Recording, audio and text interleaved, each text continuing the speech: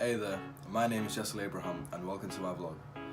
This episode I'll be talking about my consumer behaviour with the brand Nike and the product Air Force One Lows. Nike was founded in 1964, 25th of January by Phil Knight and then became partners with Bill Broman. The name Nike is a Greek word meaning the Greek goddess of victory. One of the biggest factors that make the Nike brand stand out is their world famous iconic swoosh.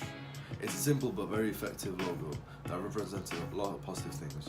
For example, the tick means to correct or to go. What is marketing?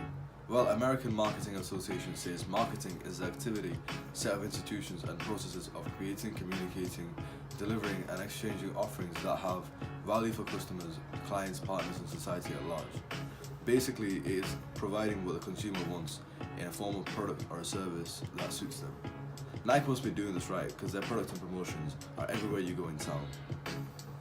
As you can see, I'm walking around my city and I can recognise a lot of consumers either wearing or walking around with my purchased Nike products. Firstly, what is consumer behaviour?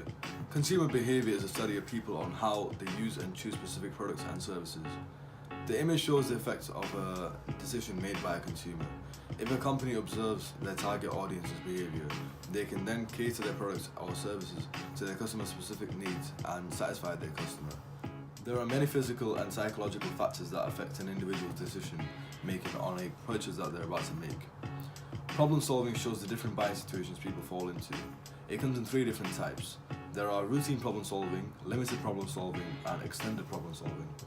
Routine problem solving are everyday purchases that you make without a lot of thought process. It has low risk and the cost might not be that high. Limited problem solving is purchases that are made less frequent. These have limited risks and usually cost moderately depending on products. Extended problem solving are one-off purchases that are made infrequently. These can have high risk because of the high cost involved. Likelihood of the same purchase happening again could be a year later. The product Air Force Ones that I've bought to include in my vlog fall under the limited problem solving. This is because of the medium price range it has and how frequent I am to buy the same product or similar product.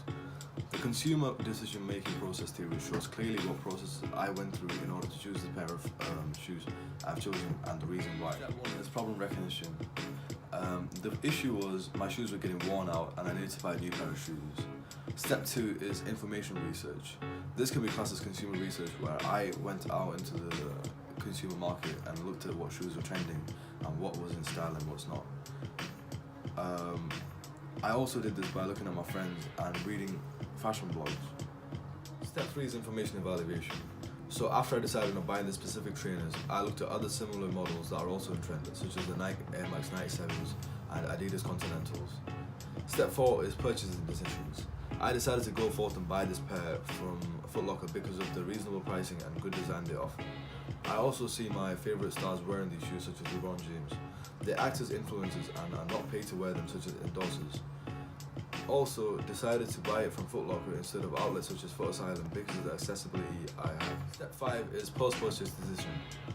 Overall, I was very happy with my purchase due to the reasonable pricing and quality I received compared to the amount I paid for.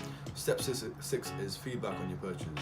On the receipt I received after paying, I was asked to leave a review or a comment on my experience. Overall, I was happy with my purchase, but next time, if I was to buy the same or similar trainers, I would use a different retailer such as Foot Asylum because I did not know they had student discount, unlike Foot Locker where they don't offer anything for uni students. My second purchase is a mini fillet burger. This purchase falls under the routine problem solving. There's hardly any risks involved and the cost of the product is very minimum, being only £1.49. According to Maslow's hierarchy of needs, this product is meeting one of my psychological needs, which is food for a very affordable price. Being a student, I do not have a lot of disposable income, and so I have to budget around it. I have to be careful with my spending, and KFC helps me out by doing this. This purchase helped me solve my basic needs, and it did satisfy me to an extent. But if I was to purchase this again, I would have signed up to the KFC's Colonel's app, which would allow me to get a discount on the mini fillet burger that I purchased and use their student offers to get more offers that will help me save money in the future.